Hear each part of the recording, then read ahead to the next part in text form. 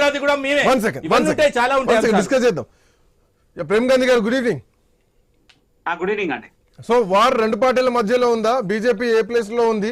ఏ factors Jubilee Hills decide చేస్తున్నాయి? BRS party వాళ్ళు ఏమో రౌడీలకు ఓట్లేదు అంటారు, కాంగ్రెస్ పార్టీ ఏమో వాళ్ళు నిండా ముంచిన వాళ్ళు, రాష్ట్రాన్ని నాశనం చేసిన వాళ్ళు, వాళ్ళకు ఓట్లేదు అంటున్నారు. మీరేమో కాంగ్రెస్ పార్టీని చేస్తున్నారు, బట్ మీరు చూపించేటువంటి ఆ ప్లకార్డ్ ఏదైతే ఉందో అది బీఆర్ఎస్ పార్టీ తీసుకొచ్చినటువంటి ప్లకార్డే బీజేపీ కూడా ప్లే చేస్తుందని చెప్పేసి సోషల్ మీడియాలో ఒకటే కోడై కూస్తున్నటువంటి పరిస్థితి. సో ఎవరు దారిలో వెళ్తున్నారు? బీజేపీ స్టాండ్ ఏంటి?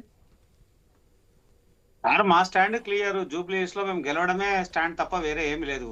కాంగ్రెస్ మిత్రుడు మన కార్తిక్ గారు తన పార్టీని మొత్తం భుజాన్ని వేసుకొని చేయని పనులు మేము ఇది చేసినాము, అది చేసినాము, పూర్తి హామీలు కంప్లీట్ చేసినాం, అది చేసినాం, ఇది చేసినాము అని అంటున్నారు. వారు ఇచ్చినటువంటి హామీలను ఎవరైనా 4,000 పింఛన్ ఇస్తున్నారు, అది ఇయ్యలేదు. 2,500 ఇయ్యలేదు. తులం బంగారం ఇయ్యలేదు. 12,000 రూపాయలు రైతులకు సహా ఇస్తానని ఇయ్యలే. ఇట్లా చెప్పుకుంటూ పోతే పెద్ద లిస్టే ఉంది కాంగ్రెస్ ది కూడా. వాళ్ళు ఇస్తాన్న గోరంతా ఈయనన్నది కొండంత అయింది. అంటే వాళ్ళు ఏం మాట తప్పినట్టు విషయంలో దాంట్లో ఏమాత్రం సందేహం లేదు. కాంగ్రెస్ ఎట్టి పరిస్థితుల్లో ఆడ కోల్పోయేటువంటి ప్రమాదం క్లియర్ కనబడుతుంది. దానికి తోడు వాళ్ళ అభ్యర్థి. మేము క్లియర్ గా చెప్తా ఉన్నాము, కాంగ్రెస్ అభ్యర్థిగా ఎవ్వరు నవీన్ కుమార్ యాదవ్ ని ఎవ్వరు కూడా కాంగ్రెస్ అభ్యర్థిగా చూస్తలేరు. ఎంఐ అభ్యర్థిగానే చూస్తున్నాం. మేము కూడా చెప్తా ఉన్నాం కదా, ఎంఐఏ మాకు ప్రత్యర్థి. ఆడ ఎంఐఎం అభ్యర్థి ఆయననే ఓడగొట్టేటువంటి ప్రయత్నం చేస్తాం. తప్పకుండా భారతీయ జనతా పార్టీ ఆడ విజయం ఏమాత్రం సందేహం లేదు. చాప కింద నీరు లెక్క మా కార్యకర్తలు కానీ మా పార్టీకి ఉన్నటువంటి అభ్యర్థులు కానీ మేము పూర్తి స్థాయిలో ఆడ పనిచేస్తా ఉన్నాం. దాంట్లో ఏమాత్రం సందేహం లేదు.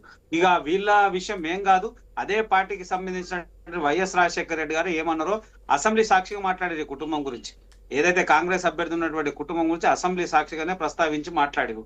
అలాంటి కుటుంబాన్ని ఇలా మళ్ళా తీసుకొని వచ్చి వందలాది మంది రౌడీ మూకల్ని అందరినీ రౌడీ షీటర్లు అందరితోని ఊరేగింపులు చేసి వాళ్ళ ఆ నామినేషన్ల ప్రత్యక్షంగా చూపిస్తూ కత్తులతో కూడా ప్రయాసాలు చేసేటువంటి ప్రయత్నం కళ్ళారా మనం అందరం కూడా చూసినాం. ప్రజల్లో ఏం వాతావరణం, ప్రజాస్వామ్యబద్ధంగా జరిగేటువంటి ఎన్నికలో ఒక భయం బ్రోలుకునేటువంటి వాతావరణాన్ని తీసుకొచ్చేటువంటి ప్రయత్నం కాంగ్రెస్ చేస్తుంది. అది ముమ్మాటికి తప్పు. ప్రజల్లో ఆ తిరుగుబాటు కనబడతా ఉంది. ప్రజల విషయంలో కానీ మిగతా పార్టీల విషయంలో కానీ ఎట్లా ఉన్నా కానీ భారతీయ జనతా పార్టీ అంతా యునైటెడ్ గా ఉన్నారా? జూబ్లీహిల్స్ ఎన్నికల విషయంలో అంతా ఏకతాటిపైకి వచ్చి అభ్యర్థి కోసం ఫైట్ చేసే పరిస్థితి ఉందా? లేదు ఇది సికింద్రాబాద్ పరిధిలోకి వస్తుంది, కిషన్ రెడ్డి బాధ్యత, కిషన్ రెడ్డి సెగ్మెంట్ లో ఉంది కాబట్టి గెలిపించుకునే బాధ్యత ఆయన చెప్పేసి ఆయనకు వదిలేస్తున్నారా? ఎందుకు ఎంపీలు మా అభ్యర్థిని ప్రకటిస్తాం, మేము గెలిపించుకునే ప్రయత్నం చేస్తామని ఎంపీలు కానీ ఎమ్మెల్యేలు కానీ చెప్పలేనటువంటి పరిస్థితులు ఎందుకున్నారు? వెళ్ళి కిషన్ రెడ్డి అని పోటీ నన్ను ఎందుకు అడుగుతున్నారు? ఆయన నియోజకవర్గం ఆయన కిందకి వస్తుందని చెప్పేసి బీజేపీ నాయకులు అంటున్నారంటే ఒకతాటి పైన లేరు అన్నదే కదా సంకేతం. సో ఇప్పుడు అభ్యర్థి కోసం అందరూ బీఆర్ఎస్ పార్టీ వాళ్ళు 40 మంది స్టార్ క్యాంపెయినర్లు పెట్టారు, వాళ్ళు ప్రతిపక్షంలో ఉన్నారు, అందరూ వచ్చి దిగుతున్నారు. రేపు పొద్దున హైదరాబాద్ హోటల్స్ మొత్తం బుక్ చేసుకుని జూబ్లీహిల్స్ మీదే కాన్సన్ట్రేట్ చేస్తున్నారు. ఆ పరిస్థితి బీజేపీలో ఉందా, లేదంటే కిషన్ రెడ్డి భుజాల మీద వదిలేశారా? లేదండి, మా దాంట్లో కూడా 40 మంది స్టార్ కంపెనీలు అయినారు. అందులో మొత్తం ఎంపీలు ఉన్నారు, ఎమ్మెల్యేలు ఉన్నారు, ఎమ్మెల్సీలు ఉన్నారు, అందరు ఇచ్చేస్తా ఉన్నారు. పూర్తి స్థాయిగా ప్రతి ఒక్క నాయకుడికి రాష్ట్ర స్థాయి జాతీయ స్థాయి నాయకులు అందరికి కూడా ఒక్కొక్క బూత్ వారికి వేయడం జరిగింది. బూత్ వారిగా ప్రచారం పూర్తి స్థాయి గ్రౌండ్ లెవెల్లో ప్రచారం జరుగుతుంది. అందులో ఏమాత్రం సందేహం లేదు. హంగు ఆర్భాటంతో లేదా హడావిడితో కాకుండా కానీ భారతీయ జనతా పార్టీ సిద్ధాంతం పట్ల నరేంద్ర మోడీ గారు ఈ రాష్ట్రానికి దేశానికి చేస్తున్నటువంటి అనేక విషయాల్ని ప్రజల్లో తెలియజేసేటువంటి ప్రయత్నం చేస్తున్నాం. అది పూర్తి స్థాయిలో ప్రజలకు ఇక్కడ ఎంఐఎం ఓటు బ్యాంకు కీలకం అని చెప్పాలి, కాంగ్రెస్ పార్టీ ఓటు బ్యాంక్ కీలకం అని చెప్పాలి. వీళ్ళిద్దరూ కలిసి ఎన్నికల్లో పోటీ, ఈ ఇద్దరు కలిసే ఇప్పుడు ముందుకు పోతున్నారు, స్పష్టంగా కనిపిస్తోంది.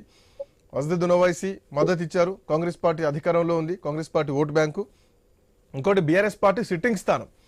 సో ఇందులో Muslim vote bank, MIM vote bank మొత్తం కూడా కాంగ్రెస్ పార్టీ సైడ్ ఉంటుంది అన్న సంకేతం కనిపిస్తోంది. భారతీయ జనతా పార్టీ సిద్ధాంతం ఏంటి?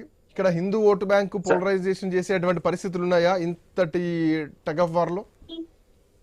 ఇప్పుడు శ్రీకాంత్ గారు 2 విషయాలు చెప్తారు. ఖచ్చితంగా 33% వాడు మైనార్టీలు ఉన్నారు కాబట్టి ఆ మైనార్టీని వలవేసే ప్రయత్నము అక్కడ ఉన్నటువంటి బీఆర్ఎస్ చేస్తా ఉంది, కాంగ్రెస్ చేస్తా ఉంది.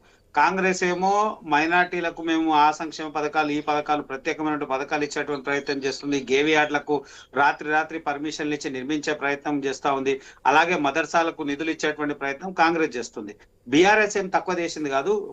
కేటీఆర్ గారే మాట్లాడుతూ 4 రోజుల ముందు మాట్లాడిన, మళ్ళీ 4 రోజుల తర్వాత ఆయన ఏం మాట్లాడు, ముందు 4 రోజుల ముందు ఏమన్నారంటే జూబ్లీ హిల్స్ లో బీజేపీ వాళ్ళు గుడి కడతామని చెప్పి ఓట్లు రాబట్టుకునే ప్రయత్నం చేస్తున్నారని చెప్పి మాట్లాడిన వ్యక్తి మళ్ళా 4 రోజుల తర్వాత ఆయన ఏమంటా ఉండంటే జూబ్లీ హిల్స్ లో మేము కావాలంటే మా సొంత నిధులు పెట్టి, మా సొంత నిధులు పెట్టి కేటీఆర్ కడతాం, మా సొంత నిధులు పెట్టి వాళ్ళ ఓట్లద్దా మీకు చెప్పండి. చెప్పినాక మీరు చెప్పండి Yes, ఇప్పుడు సూటి కడుతున్న వాళ్ళ ఓట్లద్దా, వాళ్ళ ఓట్లద్దా, ముస్లిం ఓట్లద్దా మీకు జూబ్లీ హిల్స్ లో చెప్పండి, డైరెక్ట్ చెప్పండి ముస్లిం ఓట్లద్దా అని చెప్పండి, లైవ్ లో చెప్పండి, డైరెక్ట్ గా మీ ముస్లింల ఓట్లు మాకు వద్దు, మీరు భారతదేశ పౌరులు కాదు.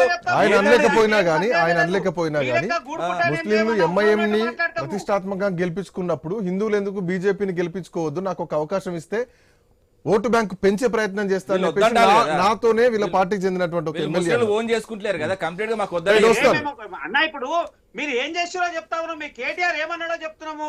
మీ కేటీఆర్ ఏమన్నా 4 రోజుల ముందు అంటాడు గుడి కట్టి వీళ్ళు ఓట్లు అడుగుతా అంటున్నారు అని అన్నాడు. మసీదు ఉందో ఊళ్ళి శవం వెళ్తే మీకు శివం వెళ్తే మాగడు మీరు అన్నారు కదా. మీ బండి సంజయ్ అనలేదా మరి, మీ బండి సంజయ్ అన్న మాట్లాడలేదా మసీదులు తవ్వుతా అని? మరి దాన్ని ఏంటిది, మసీదులు తవ్వుతారా మరి, మరి మసీదులు తవ్వండి మీరు, ధైర్యం ఉంటే. నేనేమంటున్నా మీరు తవ్వండి. ఇప్పుడు ఒక పార్టీ